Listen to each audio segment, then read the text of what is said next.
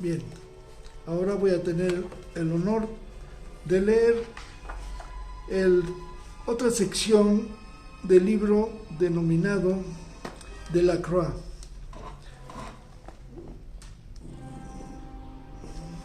Mismo que en realidad es un libro de tiras cómicas, pero relacionadas con el arte.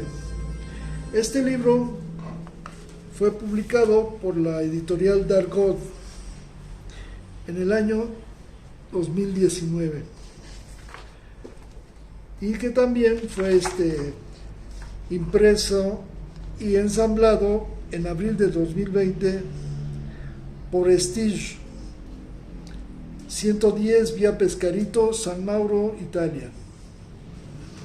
Ahora bien, vayamos a otra parte del libro.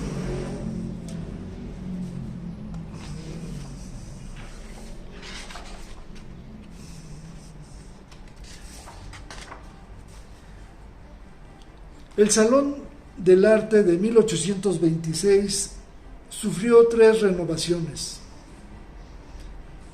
Delacroix trabajó cuidadosamente en una gran pintura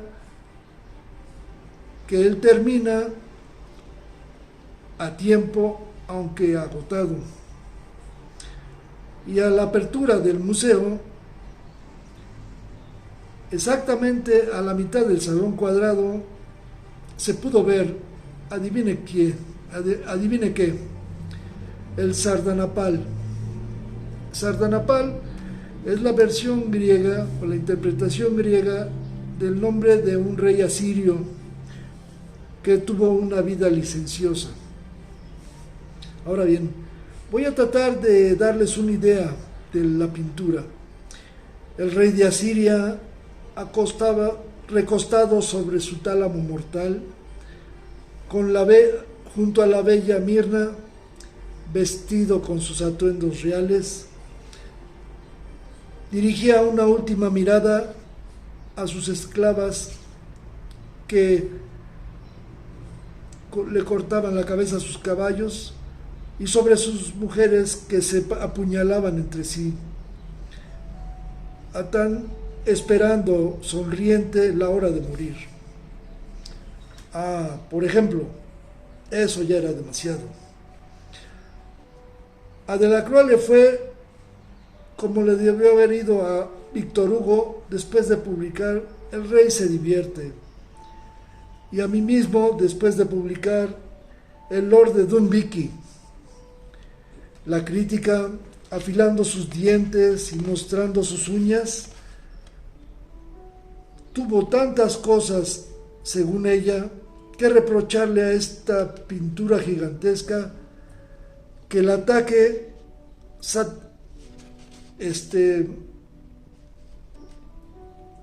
agota la defensa. La academia, ella misma, teniendo a Ingres a la cabeza, ejecuta el ataque a fondo, un ataque a fondo. Sin embargo, Delacroix tuvo el coraje de vivir. Por menos que eso, Géricault no logró, había fracasado de quemarse el cerebelo. Y es verdad que vivió mal Delacroix, pobre Prometeo encadenado sobre la roca. Durante 5 años, el fantasma de la crítica le devoró las entrañas. Durante 5 años, eso fue una especie de San Bartolomé. Durante 5 años no recibió ningún solo pedido de alguna pintura. El loco merecía muy bien todo eso. Durante 5 años fue la cuaresma en casa del pobre Delacroix. Pero ¿quién hubiera dicho que 18 años más tarde habría una exposición universal en la que el autor del Sardanapal sería el rey? Después de la exposición, cuando se retiran las pinturas de su lugar, el Sardanapal se encuentra transportado a la Gran Galería del Louvre. Para esto, Delacroix fue de sala en sala preguntando o buscando el cadáver de su rey de Asiria. Y entonces él encuentra al pintor Horacio Vernet, quien le pregunta: ¿qué busca usted? Mi Sardanapal. A propósito de vuestro Sardanapal. Y él le responde: no tiene caso, que no vale la pena. Al contrario, le dijo Vernet, le dice, se le ha puesto junto a los Rubens, y yo creo que este es el lugar que le corresponde. Júzguelo por usted mismo. Se quedó con la boca abierta Delacroix. Se dijo que el Sardanapal entonces estaba en medio de los suyos, un poco como el niño prodigio en medio de sus hermanos. Rubens, el gran generador, le había abierto los brazos. El Sardanapal se encontraba a las mil maravillas en ese lugar, pero no se le consulta nada. Un día se le retira de su lugar y se le lleva al taller donde vio la vida. Ahí permanece, y yo lo vi por mí mismo, durante 7 u 8 años, hasta que un día llega un amateur más osado que los otros y le ofrece 6,000 francos. A lo que él dice: lléveselo.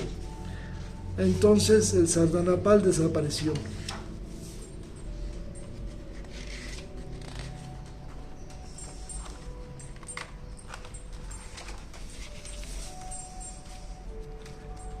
Bien, ahora vamos con otra pintura.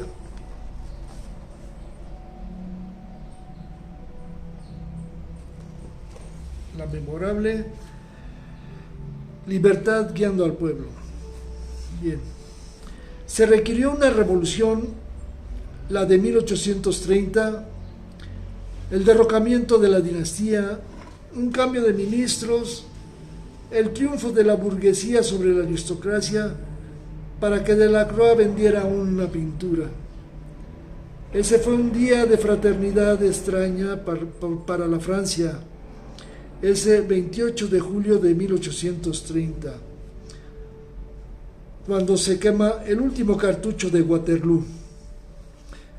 La gente gritaba: ¡a las armas, ciudadanos! La gente se reencontraba por primera vez. Los hombres del pueblo, los artistas, los niños se denominaban entre sí hermanos y marchaban al fuego en conjunto, como si se hubieran conocido desde hacía 20 años. Delacroix, el hombre menos partisano de las revoluciones que yo conocí, se vio arrebatado por la turba como los otros. Él escribió con el pincel una gran página de la historia titulado el 28 de julio de 1830, La libertad guiando al pueblo.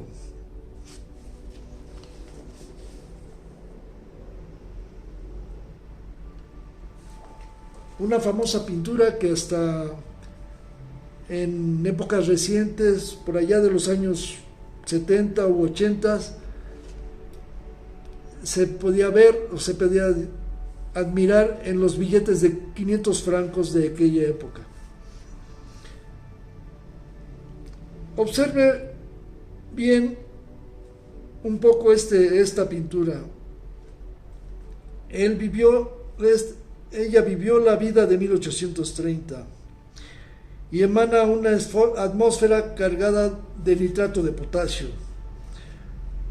Se rumora bajo el sol de julio. Y los soldados,